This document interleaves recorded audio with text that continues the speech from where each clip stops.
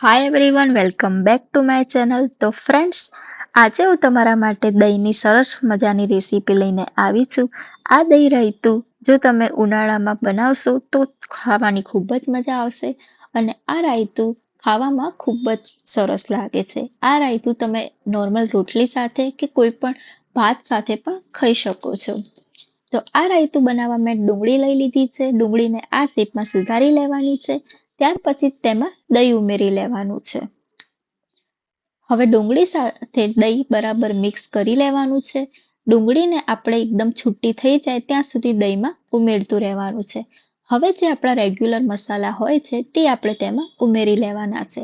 તો અહીં મેં 1 ચમચી હળદર, 1 ચમચી લાલ મરચું, 1 ચમચી શેકેલું જીરું અને 1 ચમચી અડધી ચમચી જેટલું મીઠું ઉમેરી લીધું છે. મીઠું આપણે દહીંની ક્વોન્ટિટીમાં જ ઉમેરવાનું છે. હવે ત્યાર પછી આપણે બધા જ મસાલાને દહીં સાથે બરાબર મિક્સ કરી લેવાના છે.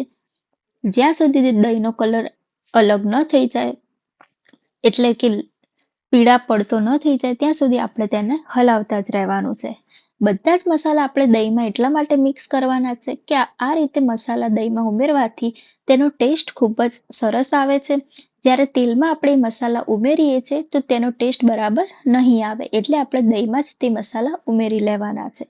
હવે આપણે તેલ થોડું ગરમ કરી લેવાનું છે અને તેલ સરસ રીતે ગરમ થઈ જાય એટલે અડધી ચમચી તેમાં રાઈ ઉમેરી લેવાની છે.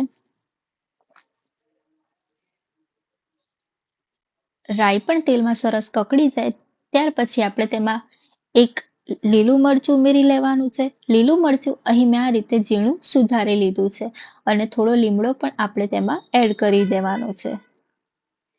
લીમડો અને લીલા મરચાં તેલમાં સરસ મજાના કકડી જાય ત્યાર પછી આપણે આ તેલને દહીંમાં ઉમેરી લેવાનું છે.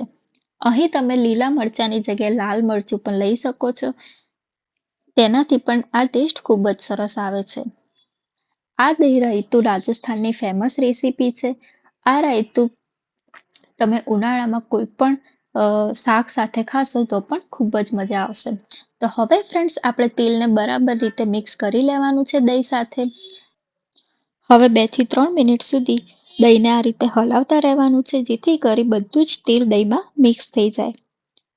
તો ફ્રેન્ડ્સ, હવે આપણું દહીં બરાબર તેલમાં મિક્સ થઈ ગયું છે. તો ફ્રેન્ડ્સ, આ ડુંગળીનું રાયતું આપણું તૈયાર થઈ ગયું છે.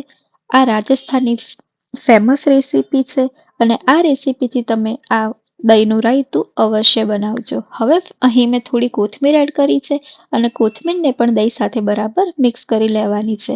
તો ફ્રેન્ડ્સ, મારી આ દહીં રાયતાની રેસીપી તમને કેવી લાગી તે મને અવશ્યથી કહેજો અને હા, ઘરે આ રેસીપીથી આ દહીં રાયતું અવશ્ય બનાવજો અને વિડીયોને લાઈક, શેર, કમેન્ટ કરવાનું ના